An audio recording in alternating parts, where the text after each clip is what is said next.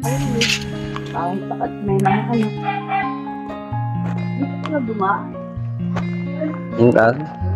Okay lang ate. Oh. Sige ate, susunod ako. Papanood na si Jessica.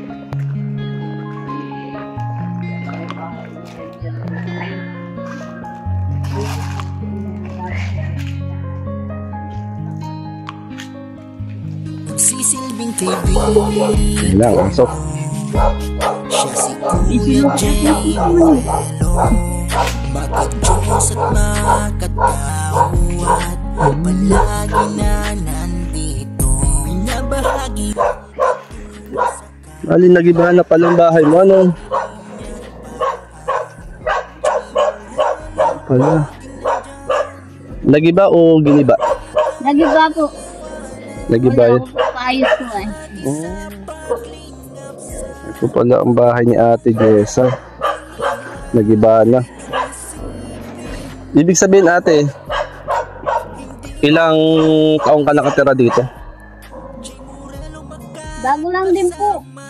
Bago nag-ano din.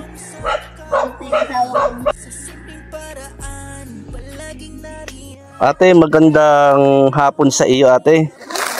Magandang hapon din po. Ate, kumusta ka na ate? Ayos lang po. Ano ang pangalan mo? Maria Jessa Kapili po. Maria Jessa Kapili. Ilan taon na si Ate Jessa? 31 po. May asawa? Balo po. Balo. Ilang anak? 2. Dalawang anak ni Ate Jessa. Ilang taon ka natin na balo? Matagal na po kasi bumalik yung asawa ko sa akin. Nakala ko magiging maayos. Yun, tapos nagsama uli po kami. Nagkadalawa nga po kaming anak uli. May dalawa kayong anak. Tapos nabalitaan namin na yung asawa mo ay wala na. Opo. Saan siya namatay? Sa Bicol po. Na-aksidente. Na-aksidente daw po. Balita ko po dun sa magulang ng asawa ko eh. Nakuryente daw po. Sobrang lasing. Nakuryente. Ay, nakapunta ka doon sa Bicol ate? Or dito dinala? Hindi po. Pinadala na ko ng pera kaso hindi po ako makapunta na. Parang kung nagbagyo po yun dito eh. Ay, ibig sabihin hindi mo na nakita yung labi ng iyong asawa? Opo. Nakita ko lang po sa video call. Video call na lang. Opo. Tapos ang kasama mo ngayon ay ang iyong anak? Opo. Bali ito ate, itong lugar na ito yung bahay nyo dati? Bahay ko po dito. Bahay nyo dati ito. Bakit nasira na ate ang bahay mo? Wala pa akong pampagawa. Walang pampagawa. Nasira o talagang sinira? Nasira po talagang tuloy. Para po bagang bumagsak. Bumagsak na lang pong kusa. Bumagsak ano. Tapos ngayon ate, saan ka natuloy ngayon? Sa lola ko po. Doon ka nakikituloy sa lola mo, si Ate Jessa. Ate Jessa, napansin ko ba yung sa iyong panlabas na inborn? Inborn. Ito mga ibig sabihin ate, yan na ito po ate, pakita ko lang ate ha. Yan si Ate Jessa, mga kalinga po ay matatawag natin PWD na si Ate Jessa. Pero sa kabila niyan ate, ng iyong kalagayan sa buhay ay nagkaroon ka ng pamilya Ang isang nakakalungkot nga lang ay pumanaw ang iyong asawa. At ngayon ikaw yung mag-isang nagtataguyod sa iyong mga anak. Opo, 2. Ano bali ang yung pinagkakakitaan mo ngayon? Ay minsan po, pag may may tumutulong sa akin minsan sa TikTok po. Nagbibigay din po minsan ng 500. Sa TikTok, anong TikTok? Nagsasayaw po. Nagsasayaw ka? Opo. May talent ka pala ate. Opo. Nagti-TikTok. Anong halimbawang mga sayaw? Yung mga trending po ngayon. Matingnan nga mamaya yung TikTok mo ate. Ito pala mga kalingap, si Jessa ay meron pa siyang TikTok. TikTok pala siya. Yun daw kanina, tumayo ka. Opo. Ayan po siya. Ayan pa si ate mga kalingap po. Na kung saan ay yung kanya pong kapansanan, pero sa kabila ng kanyang kapansanan sa buhay, siya ay patuloy na lumalaban sa hamon ng buhay. Ibig sabihin ate, na sumasayaw ka sa TikTok. Opo. Pwede ba sample? Ano ang mga tugtog sa TikTok? Yung po ano. Ganyan po. Sige nga ate, mga kalingap, panoorin po natin kahit na walang tugtog.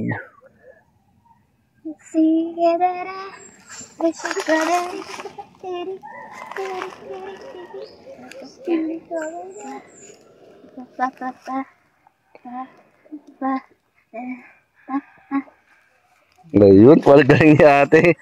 Yan. Ate, kumakanta ka rin. Pwede ba makasample ng kanta? Anong kanta ate? Mga Jessa sa Grouse. Sige. Bakit nga ba mahal kita?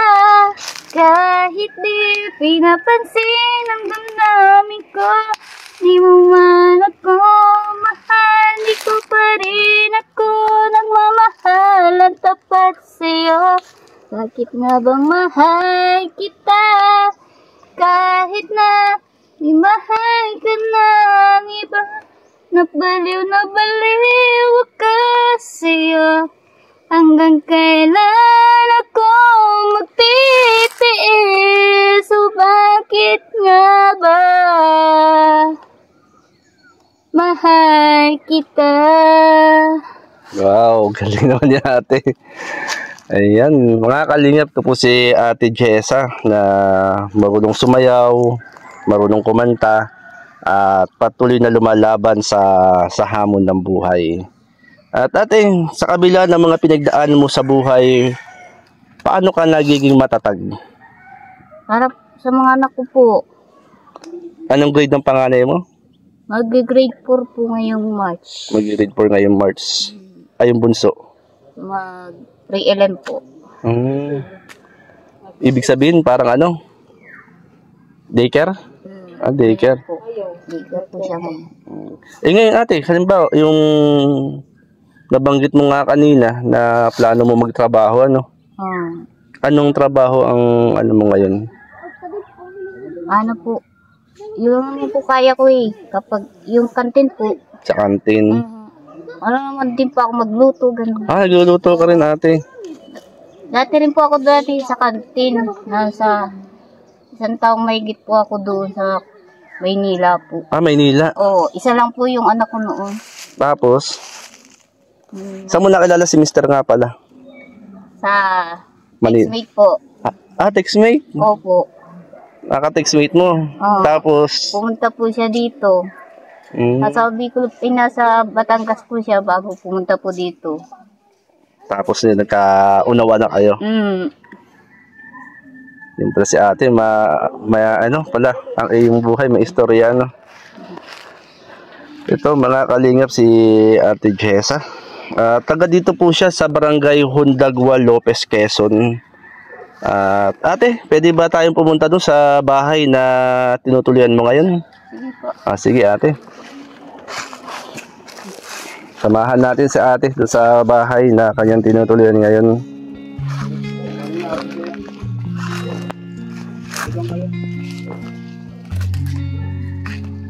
Abit ba ko yun?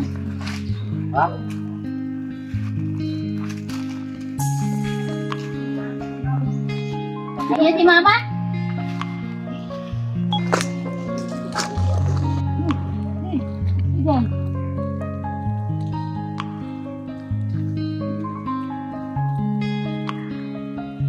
Si Ate Jessa na marami palang pinagdaanan to si Ate Jessa sa buhay.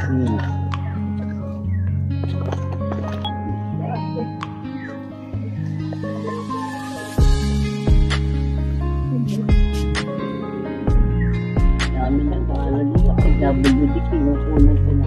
Yung mga papel wala namang nabibigay pa. Nagbibigay na lang ito. Giyak na. Dadalawang bangko namin.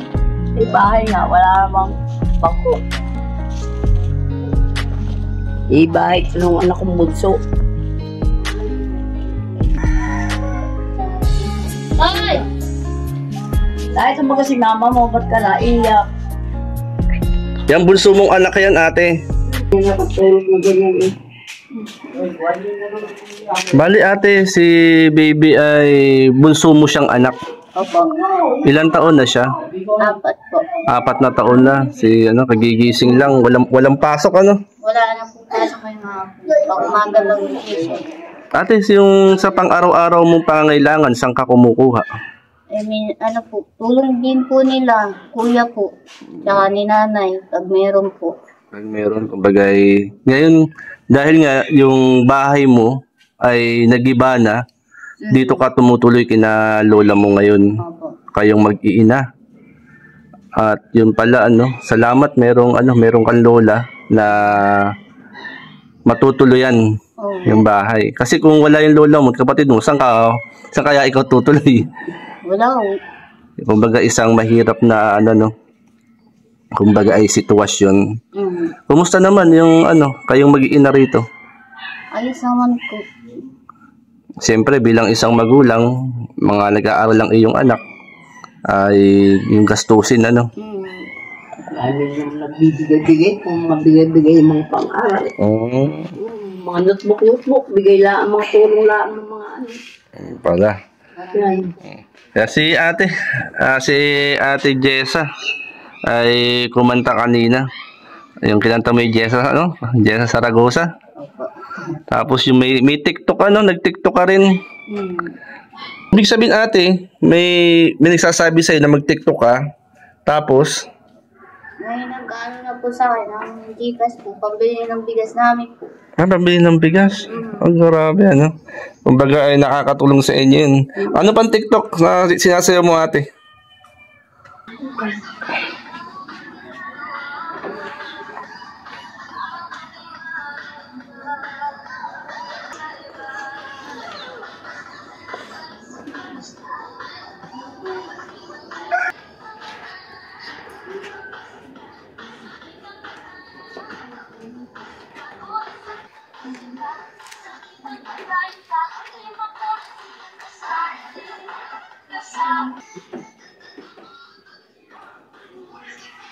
Ate, buti hindi ka mahihain, Hindi po.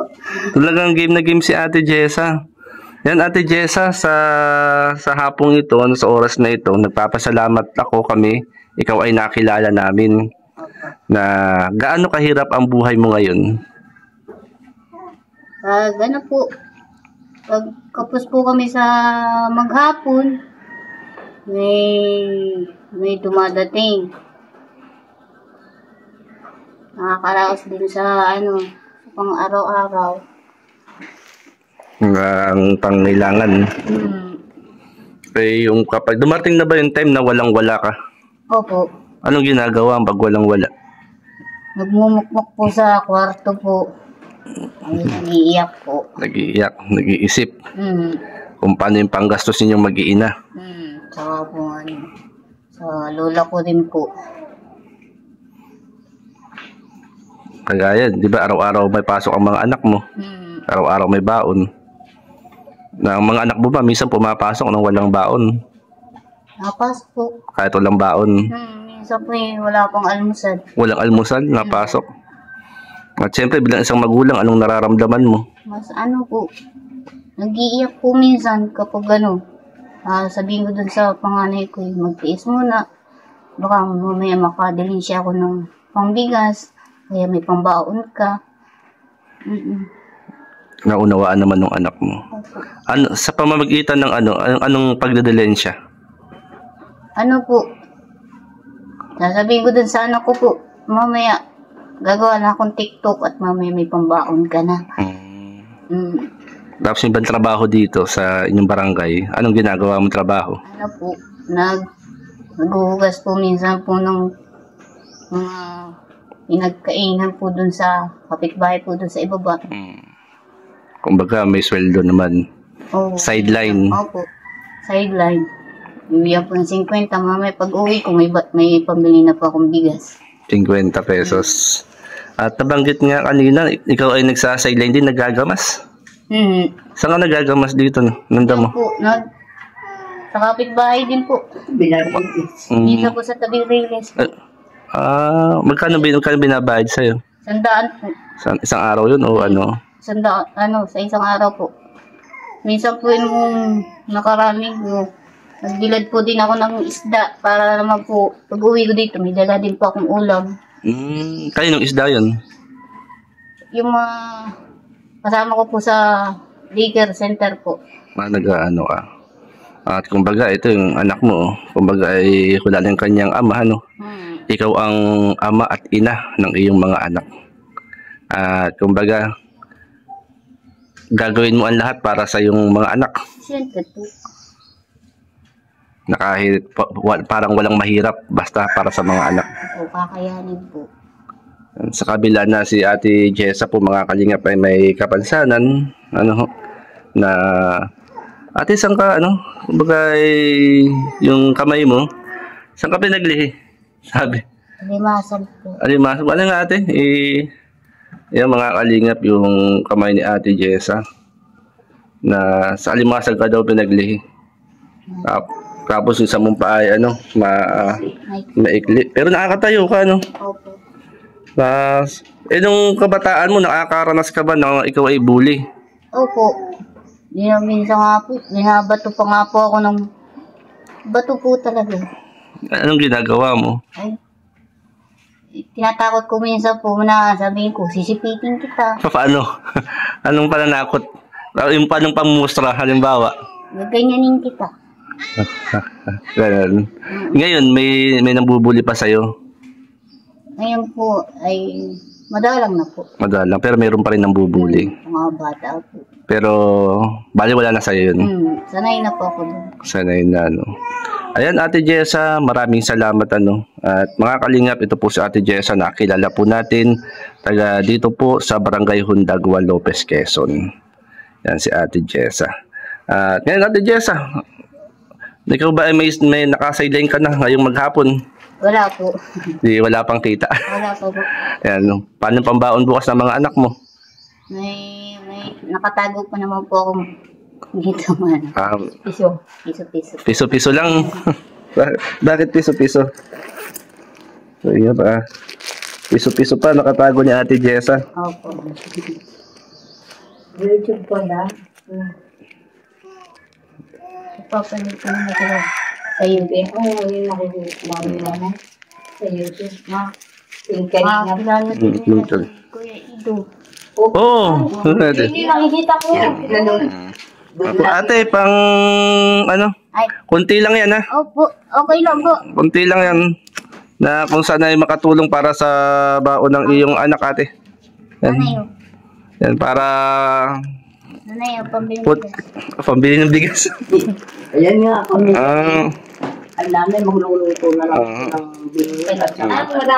Pambaon lang yan, ate. At kunting ano lang, ano. Pala sila titing, kalinga pa naman yung may sumasayaw sila, mga ganun nakikita sa YouTube. Pambaon. Yung may sinasayaw, Bukas yung may may tao ka sinasayaw na, may pambili ka na ng... Di ba sa mga ano yung sa Diyos, yung pinasayaw nila? Ayan. Ate Jessa, maraming salamat, ha. Opo. At mapapanood mo ito sa aking YouTube channel, J. Morelo Vlogs. Yan, mapapanood mo ito, Ate Jessa. Sana makita din natin yung isa doon yung pumunta rito. Ate Jessa, ano yung maipapayo mo sa mga kagaya mong single parent at may mga kapansanan? Manatiling matatag sa araw-araw, huwag susuko, mingi ka lang sa taas. Yun lang, at yung mga anak may inspirasyon sa araw-araw. Ang loobin ni Lord, Ate Jessa, na okay naman na minsan makapasyal ulit rito sa inyo. Kaya kayo po ko. Basta hindi ako mangangako. Hindi po sa amin yung isa pa, yung pinapanood namin. Hindi pa namin. Hindi ako makakapangako, pero loobin ni Lord makapasyal ulit rito. Ate Jessa, maraming salamat, ha. Salamat po. Maraming salamat, Ate Jessa. Yan, tuloy na kami, Ate Jessa. Salamat po, ha. Ingat po kayo. Ate Jessa. Minsan niya na ibon sa niya. Yan, Ate Jessa, maraming salamat, ha. Pagpalain ka ni Lord. God bless sa iyo. Oo. Thank you, ate. Opo. Peace tayo. Thank you. Tuloy na kami. Opo. Thank you. Salamat po. Thank you. Tahan pa yan eh. Ito po mga kalingap, na kilala po natin si Ate Jessa dito po sa Barangay Hundagwal, Lopez, Quezon. At yan po, si Ate Jessa po sa kabila na meron siyang kapansanan.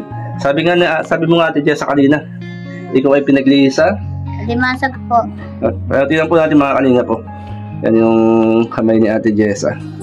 Yan, pinaglihi daw siya sa alimasag. Naniniwala ka ba dun? Kasi talaga ng Panginoon. Binigay lang po yan talaga po ito sa akin ng Panginoon po. Baga kaya mo. Opo. Siguro, hilong ni Lord na maging ganyan ka. Hindi para pahirapan, pagtawanan, kundi para maging matatag. Sa sarili niyang paraan, Jay Morelo laging nandyan. Hindi ka iiwanan, kabahagi sa pagli